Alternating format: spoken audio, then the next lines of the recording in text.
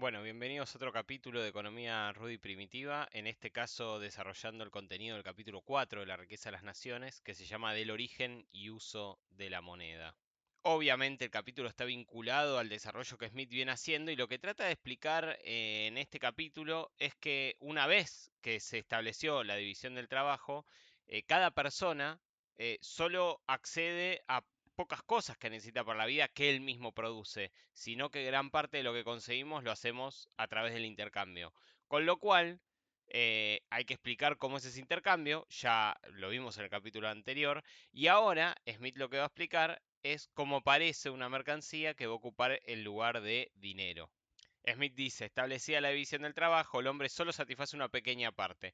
La mayor parte de las necesidades se cubren cambiando remanente del producto propio por el ajeno. Y el hombre vive gracias al cambio y se convierte en un mercader. La sociedad prospera hasta convertirse en lo que realmente es, una sociedad comercial. Me interesa acá esta definición también, ¿no? Porque Smith no habla de capitalismo, es una palabra que no existía en la época, es un concepto que se empieza a usar recién a mediados del siglo XIX, y Smith a esa sociedad que le está describiendo la llama la sociedad comercial. Entonces, ¿qué explica Smith en este capítulo? Bueno, en una economía de trueque, donde yo intercambio el excedente de lo que yo produzco por el excedente de lo que produzco el otro, muchas veces el cambio se ve entorpecido. ¿Por qué? Porque tiene que haber algo que después en economía se conoce como el problema de la doble coincidencia, que es lo que a mí me excede, vos lo tenés que querer, y lo que a vos te excede, yo lo quiero tener. Ejemplo, acá figura A, figura B, yo tengo un excedente de frutas y vos tenés un excedente de zapatos, y tiene que coincidir que yo por mis frutas quiera zapatos y vos por tus zapatos quieras frutas. Si alguno de los dos no quiere lo que el otro quiere, no podemos intercambiar porque estamos en una economía de trueque, ¿no? Donde cambiamos bienes por bienes, o en términos de Smith, mercancías por mercancías. Smith de hecho dice, es de suponer que un hombre tuviera una mercancía más de lo que necesitaba, en tanto otro disponía de menos, el primero en consecuencia estaría dispuesto a desprenderse del sobrante y el segundo a adquirir parte de ese exceso, pero si no coincidían los gustos no podían intercambiarlas. El ejemplo que da Smith es con un carnicero. Dice, el carnicero tiene más carne de la que consume. El cervecero y el panadero quisieran comprarla. Problema, el carnicero ya tiene todo el pan y la cerveza que necesita. Con lo cual, no hay nada que le puedan ofrecer que le interese. No hay intercambio. Todos pierden posibilidad de intercambiar en el mercado. Smith dice, usa estas palabras, dice, todos pierden la posibilidad de beneficiarse de sus recíprocos servicios. O sea, todos pierden la posibilidad de que si uno produce una cosa, el otro produce el otro y vos producís otra cosa, cada uno intercambia por lo que el otro produce los bienes que uno tiene, ¿no? ¿Cómo explica el surgimiento del dinero Smith? Lo que dice es, a fin de evitar inconvenientes de esta naturaleza, de las dificultades de intercambiar bienes por bienes, todo hombre razonable procuró manejar sus negocios de forma tal que en todo tiempo pudiera disponer, además de los productos de su actividad peculiar, de una cierta cantidad de cualquier otra mercancía que a sus juicios casas personas serían capaces de rechazar. Entonces, lo que dice es, las personas buscan, cuando intercambian los bienes, otros bienes que otros no estarían dispuestos a rechazar. ¿Se entiende? O sea, procuran obtener las mercancías que nadie te va a decir no, eso no lo quiero. Y entonces Smith empieza un proceso por el cual dice, bueno, ¿cuál fue esa mercancía que todos preferían tener para después poder cambiarla? Bueno, primero fue el ganado, después la sal, después las conchas, después el pescado seco, después el tabaco, incluso lo pone a cada uno en su contexto, ¿no? La sal en Abisinia, el pescado seco en India y Terranova, el tabaco y azúcar fue en las colonias, ¿no? Nueva Zelanda, Virginia, etcétera. Se busca una mercancía que todo el mundo estaría dispuesto a aceptar en el intercambio. Y termina surgiendo la pregunta de por qué de todas las mercancías los metales terminan ocupando ese lugar de preferencia entre todas las mercancías posibles. Bueno, primero, vayamos con la vaca, el ejemplo más claro. Primero es perecedero, ¿no? La vaca es un animal, se muere, pero además suponete que la faenamos para comerla, tiene un tiempo de caducidad. Por lo tanto, también es indivisible. Yo no te puedo dar media vaca o te pagarte con un cuarto de res. Con lo cual, se empezaron a preferir mercancías que tengan ciertas particularidades, va a decir Smith. Primero, durabilidad, que se conserven con menos pérdida que artículos perecederos. Segundo, divisibilidad, se pueden dividir en las partes que se quiera sin menoscabo de la mercancía. La vaca es divisible, o sea, yo le puedo cortar una pata, pero desde ese momento, bueno, ya va a estar muerta y se va a empezar a pudrir. Eh, Además, los metales tienen la propiedad de fusión, se pueden volver a juntar en una sola masa y se pueden volver a separar. Y estas cualidades son las que hicieron que los metales sean el dinero. Ahora, los metales también tenían algunas dificultades que se resolvieron, va a explicar Smith, con la acuñación. Primero, la incomodidad de pesarlos. Todo el tiempo tenemos que requerir balanzas precisas y es un proceso tedioso para ver si exactamente lo que vos me estás pagando es el peso que indica que me tenés que pagar, la cantidad de peso de oro, de plata, lo que sea.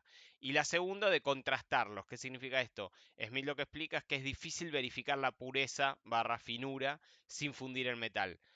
Primero hay que conocer de metales y segundo, muchas veces hay que someterlos a algún tipo de escrutinio con algún tipo de químico, etcétera, para entender qué tipo de pureza tienen. ¿Cómo se resolvieron todos estos riesgos? Bueno, sin acuñación, que es ponerle un sello que garantice la finura y el peso, uno queda expuesto al fraude, ¿no? Porque o tengo que estar pesándolo, o tengo que estar garantizando que lo que vos me das está bien, y si no hago eso, puedo estar recibiendo menor peso, menor pureza, etcétera. Y ahí es donde aparece la acuñación de monedas. Entonces, el origen de la acuñación era evitar abusos, facilitar cambios, fomentar la industria. Y para esto lo que se hacía era se ponía un sello público sobre las cantidades determinadas de metal que garantizaban la finura y el peso. ¿Qué significa? Bueno, esta moneda pesa tanto. Y así nacieron las casas de monedas, con esta primera función, ¿no? Su función era atestiguar la cantidad y calidad uniforme de la mercancía, en este caso la mercancía dineraria. Smith explica que originalmente el nombre de las monedas reflejaban su peso, la libra, etcétera. Y también explica acá lo que desde antes se conocía como la ley de Gresham, que es, y él dice, la avaricia de príncipes y estados soberanos provocó el abuso de confianza del sello, y ¿qué es lo que hacían? Disminuían la cantidad que tenía la moneda de peso, pero seguían sellándolo por el peso antiguo. Entonces seguían diciendo, esto tiene una libra, y en realidad ya no pesaba una libra, pesaba, vamos a poner media libra. Con lo cual, ¿cuál era el resultado que dice Smith de esto? La moneda mantenía su nombre nominal, su precio nominal, pero pierde su contenido metálico real. Acá Smith está describiendo un poco lo que se conoce como ley de Gresham. Eh, lo expliqué en el video de Hume y se podría hacer un video aparte explicando la ley de Gresham, pero que está más vinculado con la teoría mercantilista, ¿no? Smith explicaba cómo sistémicamente este proceso afectaba. Decía, bueno, el príncipe, al sellar las nuevas monedas con el peso antiguo, o sea, con su valor nominal antiguo, pero con menor peso, pagaba sus deudas con menor cantidad de plata, solo en apariencia. El impacto eran los acreedores, que eran defraudados, porque a vos te pagaban con monedas nuevas que pesaban menos, tienen menos metálico que antes, con lo cual los están defraudando.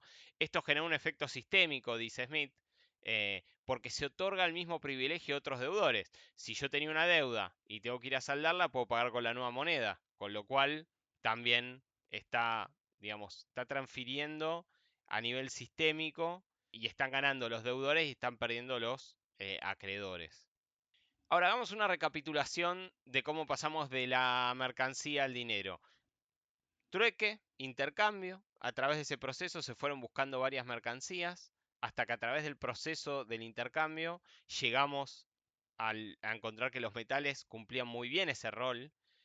Y como todos buscaban cuando intercambiaban encontrar una mercancía que nadie les rechace, esto es muy importante, la explicación de Smith, terminamos encontrando, los metales terminaron cumpliendo esa función social de representación de mercancía que nadie te va a negar a aceptar. Esos metales tenían algunos problemas, que es demostrar su peso y pureza, con lo cual empezaron a ser acuñadas y terminamos con una moneda con un cuño que garantiza su fineza y su peso. Hasta ahí llega Smith. Pensemos que es una época donde hay muy baja transacción en papel moneda y mucho menos existe el papel fiduciario. Va a ser un fenómeno que se va a notar mucho en la Revolución Francesa, en el periodo de la Revolución Francesa, porque va a estar en guerra con Inglaterra y se va a perder la paridad de la libra con el oro. Después se va a retomar y va a ser parte de una discusión que no viene al caso ahora, pero tanto Smith, y lo aclaro, en general, la economía política clásica, están hablando del dinero como metal, oro, plata, acuñado, ¿no? porque es el dinero que prevalecía en su época. Ahora, para cerrar el capítulo, establecido el dinero, Smith procede a examinar lo que él llama las reglas del intercambio. Entonces se plantea un primer interrogante: ¿cuáles son las reglas que observan los hombres en la permuta de bienes? ¿Qué significa esto? Yo tengo una mercancía, vos tenés y vos la querés y me la vas a pagar, porque él ya introdujo el dinero en su teoría. Bueno, ¿por qué mi mercancía vale más o vale menos? Entonces esa es la primera pregunta. La segunda, ¿qué determina el valor relativo de cambio de los bienes? ¿Por qué valen más o valen menos? Y en general la pregunta central es: ¿qué regula la cantidad de moneda que se da para adquirir una mercancía? Todos estos interrogantes aparecen al final del capítulo 4 y nos van a introducir hacia la discusión de la teoría del valor en la obra de Adam Smith. Son los últimos párrafos del capítulo 4. Yo directamente eso lo voy a abordar en otro video, ya en conjunto con el capítulo 5, porque es como que es una transición. Y bueno, este fue el capítulo 4 de la riqueza de las naciones. Ahora vamos a continuar con el fin del capítulo 4, el inicio de la discusión del valor en el capítulo 5, para ya meternos de lleno en la discusión de la teoría del valor. Muchas gracias.